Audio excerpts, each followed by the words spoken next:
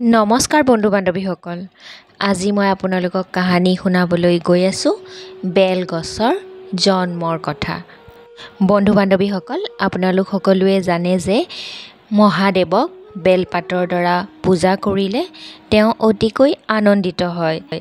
আমি যদি মহাদেৱক পূজা অৰ্চনা কৰোঁ তেনেহ'লে বেলৰ পাত আৰু বেল ফল সেই দুবিধ বস্তু দিলেহে পূজা সম্পূৰ্ণ হয় বুলি কোৱা হয়।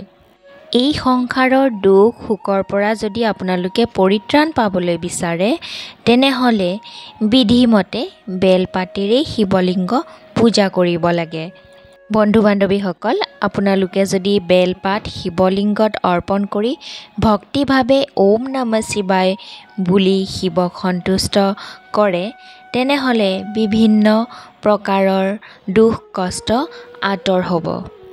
বন্ধু বান্ধৱীসকল, এতিয়া আহক আমি জানো যে এই বেলগছৰ জন্ম কেনেকৈ হৈছিল।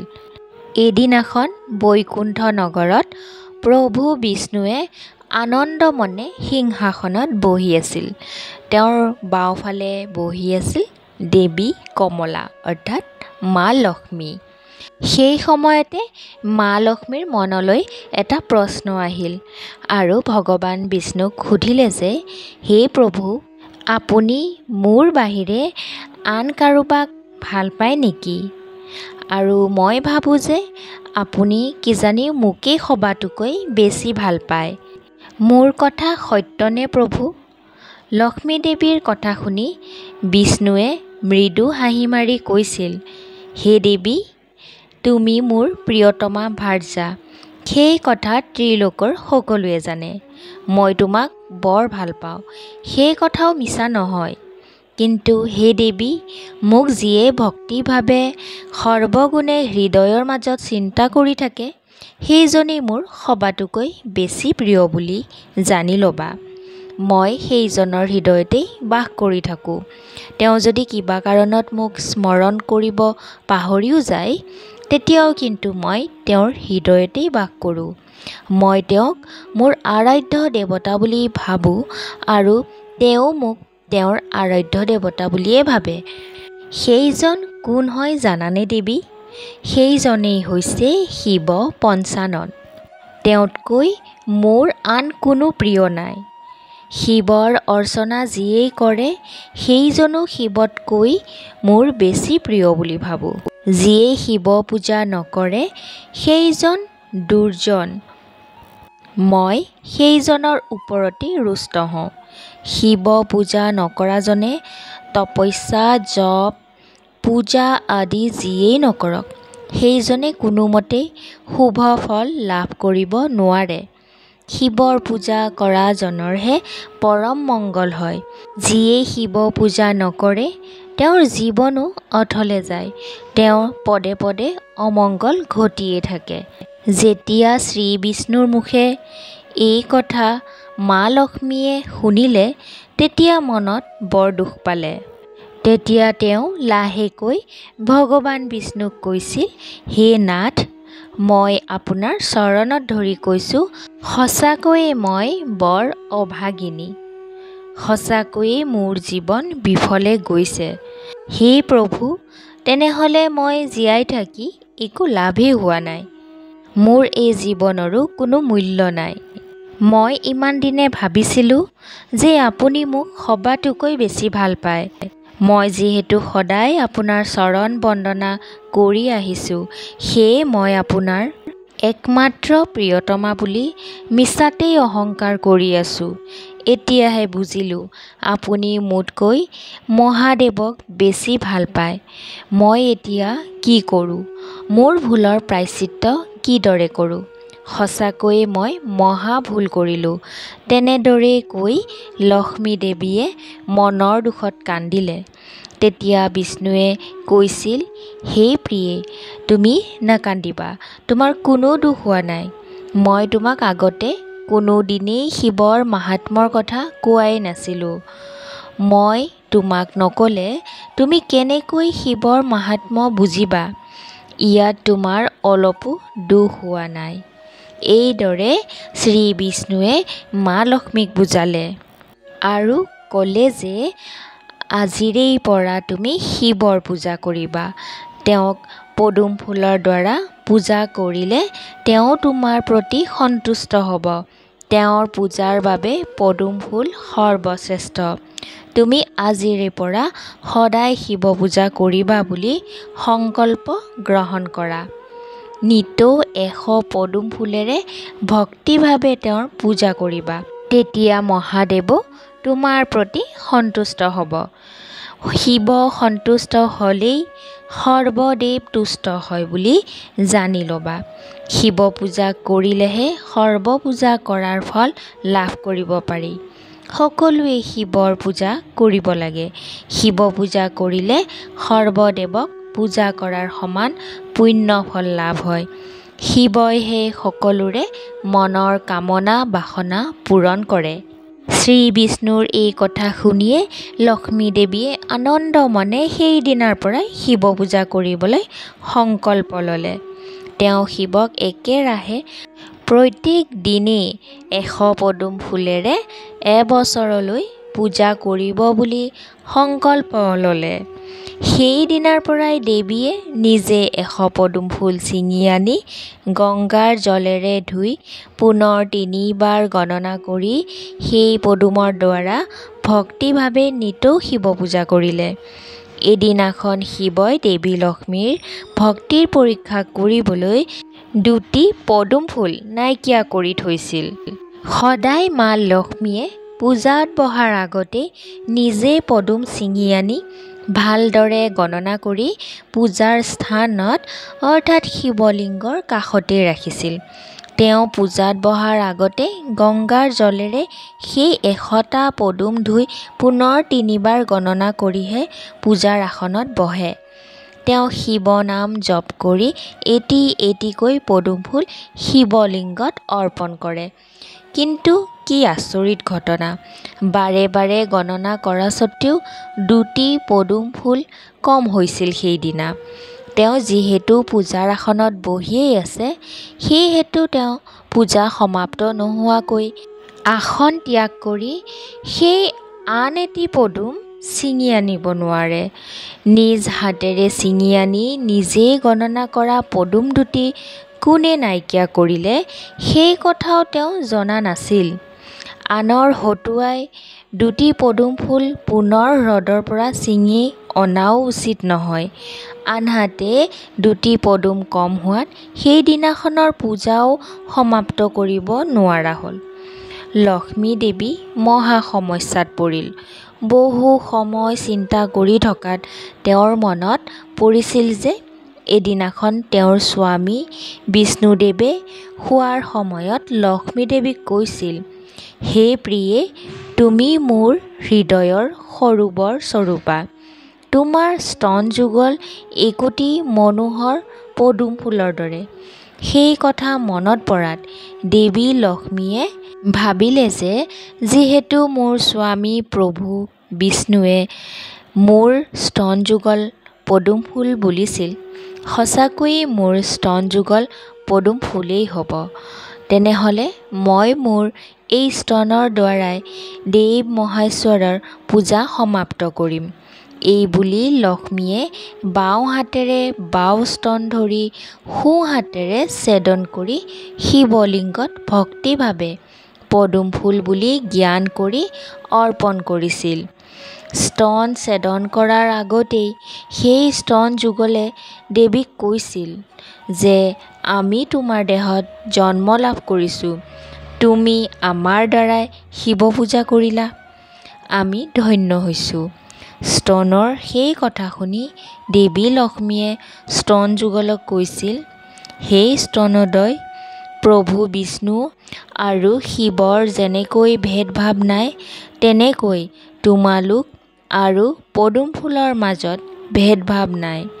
শিৱ পূজাৰ বাবে ৰখা 2টি পদুম কম হৈছে আৰু মোৰ স্বামী বিষ্ণুৱে তোমালোকক পদুম ফুল বুলি গণ্য কৰে। ময়ো তোমালোকক পদুম ফুল বুলিয়েই জ্ঞান কৰি প্ৰভু শিৱৰ পূজা সমাপ্ত কৰোঁ। তোমালোকে যাতে মোক দোষ নধৰা। দেৱীয়ে তেনেদৰে কোৱাৰ পাছতহে বাওঁ স্তন ছেদন কৰি শিৱলিংগত অৰ্পণ কৰিছিল। তাৰ পাছত সোঁস্তন সোঁ হাতেৰে ধৰি বাওঁ হাতেৰে ছেদন কৰিব বিচৰাত মহাদেৱে দেৱী লক্ষ্মীক দেখা দিছিল। মহাদেৱ সোণৰ শিৱলিংগৰ ওপৰত বহি আছিল। তেওঁৰ দেহৰ বৰণ বগা, গাত ভস্ম সনা আছিল। তেওঁ আছিল নীলকণ্ঠ, ত্ৰিলোচন, মূৰত জটা, কঁকালত বাঘৰ ছাল, ডিঙিত সৰ্পৰ মালা, দেখাত অতি মনোহৰ আৰু মুখত মৃদু হাঁহিযুক্ত। তেওঁ সোঁস্তন কাটিবলৈ সাজু হোৱা দেৱী লক্ষ্মীক কৈছিল, হে মাতৃ, তুমি এই স্তন ছেদন নকৰিবা। তুমি বাওঁ স্তন ছেদন কৰাত মই মনত বৰ দুখ পাইছোঁ। হে দেৱী, মই তোমাৰ ভক্তিত পৰম সন্তুষ্ট হৈছোঁ। মোৰ প্ৰতি তোমাৰ কিমান ভক্তিভাৱ আছে তাকেই পৰীক্ষা কৰিবলৈহে ময়েই তোমাৰ পদুম দুটি নাইকিয়া কৰি থৈছিলোঁ। হে দেৱী, হে মাতৃ, মোৰ প্ৰতি থকা তোমাৰ ভক্তি দৰ্শন কৰি আজি মই পৰম সন্তুষ্ট হৈছোঁ। তোমাৰ মনোকামনা পূৰণ হওক। হে দেৱী লক্ষ্মী, তুমি যিটো স্তন মোৰ লিংগত অৰ্পণ কৰিলা সেই স্তন বিফলে কেতিয়াও নাযায়। তোমাৰ কটা যোৱা স্তনৰ সেই ঠাই পূৰ্বৰ দৰেই পৰিপূৰ্ণ হ'ব। মোৰ লিংগত অৰ্পণ কৰা বাওঁ স্তনটি বৃক্ষৰূপে জন্ম লাভ কৰিব। সেই বৃক্ষৰ নাম হ'ব শ্ৰীফল অৰ্থাৎ বেল। যিমান দিনলৈ চন্দ্ৰ সূৰ্য থাকিব সিমান দিনলৈ পৃথিৱীত শ্ৰীফল মোৰ প্ৰিয় বৃক্ষ হৈয়ে থাকিব। এইদৰে মহাদেৱে লক্ষ্মী দেৱীক ক'লে। আৰু মহাদেৱে ক'লে যে সেই বেলগছৰ পাতেৰে যদি লিংগ পূজা কৰা হয় তেনেহ'লে তেওঁ পৰম সন্তুষ্ট হ'ব। যিসকল লোকে বেলপাত গংগাজলৰ সৈতে লিংগত অৰ্পণ কৰে তেওঁক ভগৱান শিৱই মুক্তি প্ৰদান কৰে বুলি কোৱা হৈছে শিৱপুৰাণত। মহাদেৱে দেৱী লক্ষ্মীক ক'লে যে হে সাগৰ নন্দিনী কন্যা, তুমি শান্ত হোৱা। তুমিয়েই মোৰ জননী স্বৰূপা। তুমি হৰি বিমোহিনী। এতিয়াৰে পৰা তোমাৰ সকলো মনোবাঞ্ছা পূৰ্ণ হ'ল। তোমাৰ অন্তৰ শুদ্ধ ভক্তিৰ আধাৰ। মা লক্ষ্মীয়ে মহাদেৱৰ এনে কথা শুনি ভক্তিভাৱে প্ৰণাম জনাই স্তুব কৰিলে যে নম নম দেৱ দেৱ শশাঙ্ক শেখৰ। তুমি তিনিটা কাৰণত দিগম্বৰ হোৱা। মই মোৰ মন প্ৰাণ তোমাকেই অৰ্পণ কৰিলোঁ। মই যেন সদায়ে তোমাৰ চৰণ চিন্তা কৰিব পাৰোঁ তেনে শক্তি প্ৰদান কৰা প্ৰভু। হে ত্ৰিপুৰাৰী, তুমি কোটি পাপ নাশ কৰিব পাৰা। হে ত্ৰিলোচন, তোমাৰ মুখত সদায় মৃদু হাঁহি বিৰাজ কৰে। তুমিয়ে সৰ্বেশ্বৰ হৈও ডাল দৰিদ্ৰৰ দৰেই থাকা। তুমি বগা বৃষৰ ওপৰত আৰোহণ কৰি ফুৰা। তুমিয়ে সৃষ্টি স্থিতি আৰু লয়কৰ্তা।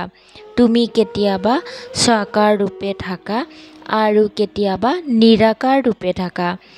তোমাৰ কপালত আছে তিনিটা অতি মনোহৰ চকু। সেই ত্ৰিনয়নেৰে সূৰ্য চন্দ্ৰ আৰু অগ্নিৰ দৰে শোভা বৰ্ধন কৰি থাকে। হে কৰুণাময়, তুমিয়ে নিজ ইচ্ছাৰে বিশ্বৰ সৃজন কৰা, নিজ ইচ্ছাৰেই পালন কৰা আৰু নিজ ইচ্ছাৰে পুনৰ সংহাৰ কৰা। হে মহাদেৱ, তোমাৰ লীলা কোনোৱেও বুজি নাপায়। তুমি শ্মশানে শ্মশানে বিচৰণ কৰি ফুৰা। তোমাৰ দেহত ভস্ম ধূলি ঘঁহা থাকে। হে ভূতনাথ, তোমাৰ ভূত প্ৰেতবোৰ অনুচৰ। তোমাৰ কঁকালত বাঘৰ ছাল। তুমি দিগম্বৰ। হে প্ৰভু, ময়ে তোমাৰ চৰণত ভক্তিভাৱে বাৰে বাৰে প্ৰণাম কৰোঁ। তুমি মোৰ মনৰ দুখ হৰণ কৰা। মা লক্ষ্মীয়ে এনেদৰে স্তুব কৰাত মহাদেৱ পৰম সন্তুষ্ট হৈ কৈছিল, হে মাতৃ, মই তোমাৰ স্তুবত পৰম সন্তুষ্ট হৈছোঁ। এতিয়া তোমাক কি বৰ লাগে কোৱা। শিৱৰ এই কথা শুনি লক্ষ্মী দেৱীয়ে শিৱক পুনৰ নমস্কাৰ কৰি কৈছিল, হে প্ৰভু, মই ভাগ্যৰ বলত আপোনাক দৰ্শন লাভ কৰিলোঁ। মোৰ আন বৰৰ কোনো প্ৰয়োজন নাই। মই যেন সদায়ে আপোনাক ভক্তি কৰি থাকিব পাৰোঁ, সেই বৰ প্ৰদান কৰিলেই হ'ল। লক্ষ্মী দেৱীৰ কথা শুনি তথাস্তু বুলি লক্ষ্মীৰ চিহ্ন স্তন গ্ৰহণ কৰি নিজৰ ত্ৰিশূলৰ দ্বাৰা মাটি খান্দি পবিত্ৰ স্থানত ৰোপণ কৰি অন্তৰ্নিহিত হ'ল মহাদেৱ। সেই স্তন পদ্মবীজ ভূমিত ৰোপণ কৰাত তাৰ পৰাই ক্ৰমে অংকুৰিত হৈছিল। তাৰে পৰা বৃক্ষৰূপ ধাৰণ কৰিছিল। সেই বৃক্ষ অতি মনোহৰ আছিল। সেই পবিত্ৰ বৃক্ষৰ জন্ম হোৱা শুনিয়েই তালৈ ব্ৰহ্মা, বিষ্ণু, মহেশ্বৰ আৰু সকলো দেৱগণে সেই বৃক্ষ দৰ্শন কৰি মোহিত হৈছিল। সেই গছৰ একেলগে তিনিটাকৈ পাত থাকে। পাতবোৰ অতি সুন্দৰ। দেৱগণে সেইজোপা গছ দৰ্শন কৰি আনন্দমনে প্ৰণাম কৰিছিল। তেতিয়া সকলোকে শ্ৰী বিষ্ণুৱে কৈছিল, হে দেৱগণ, এইজোপা মনোহৰ বৃক্ষৰ নাম হ'ব বেলগছ। এই বৃক্ষৰ নাম একবিংশ। নামবোৰ হৈছে মালুৰ, শ্ৰীফল, বিল্ব, শিৱ, তীৰ্থপদ, চাণ্ডিল্য, শৈলোষ, পুণ্য, কোমলচদ, ধূম্ৰাক্ষ, পাপঘ্ন, দেৱবাস, জয়, ত্ৰিনয়ন, শুক্লবৰ্ণ, সংযমী, বিজয়, শিৱপ্ৰিয়, শ্ৰাদ্ধদেৱ, বিষ্ণু আৰু বৰ। এই একবিংশ নামৰ এই গছৰ গুৰিৰ পৰা শতধনু পৰিমাণৰ স্থান পৰম পবিত্ৰ ক্ষেত্ৰ বুলি সকলোৱে জানি ল'বা। হে দেৱগণ, তিনি পাতৰ এইজোপা মনোহৰ গছৰ ত্ৰিপত্ৰত আমি তিনিজনা প্ৰধান দেৱতা বিৰাজ কৰি থাকোঁ। মাজৰ পাতত স্বয়ং শিৱ, বাওঁফালৰ পাতত ব্ৰহ্মাদেৱ আৰু সোঁফালৰ পাতত সদায়ে ময়েই বিৰাজ কৰি থাকোঁ। এই বেলপাত যদি কোনোৱে ভৰিৰে গছকে নাইবা লংঘন কৰে, সেইজনৰ আয়ু শেষ হয়। সকলো কুসুমৰ ভিতৰত বেলপাত সৰ্বশ্ৰেষ্ঠ। বেলপাতেৰে শিৱলিংগ পূজা কৰিলে শিৱ পৰমানন্দিত হয়। এই বেলপাতৰ দ্বাৰা কিন্তু গণেশ আৰু সূৰ্যৰ কেতিয়াও পূজা কৰা নহয়। হে দেৱগণ, যি স্থানত একাধিক বেলগছ থাকে, সেই স্থান বাৰণসী তীৰ্থৰ সমান পবিত্ৰ হয়। যি ঠাইত এজোপা মাত্ৰ বেলগছ থাকে, তাত দেৱী উমাৰ সৈতে সদায় শিৱই অৱস্থান কৰে। গৃহ প্ৰাংগণৰ ঈশান কোণত বেলগছ থাকিলে সেই গৃহস্থৰ কোনো বিপদ আপদ নহয়। গৃহৰ পূব দিশত বেলগছৰ জন্ম হ'লে গৃহী সুখী হয়। বেলগছ যদি গৃহৰ দক্ষিণ দিশত থাকে, তেতিয়া মৃত্যুৰ ভয় নাথাকে। গৃহৰ প্ৰাংগণৰ পশ্চিমত বেলগছ ৰোপণ কৰিলে সেই গৃহী পুত্ৰৱান হয়। শ্মশানত, নদীৰ পাৰত নাইবা বনৰ মাজত বেলগছৰ জন্ম হ'লে সেই স্থান সিদ্ধপীঠ হয়। সেই স্থানত থাকি যোগ সাধনা কৰিলে যোগৰ সিদ্ধি লাভ হয় আৰু কিবা কামনা কৰিলেও সিদ্ধি লাভ কৰিব পাৰি। গৃহ প্ৰাংগণত বেলগছ ৰোপণ কৰিব নালাগে। কিন্তু ভাগ্যৰ বলত যদি গৃহ প্ৰাংগণত নিজে নিজে বেলগছৰ জন্ম হয়, তেতিয়া সেই বেলগছ উভালি পেলাবও নালাগে। সেই গছকেই শিৱ জ্ঞান কৰি পূজা কৰিব লাগে।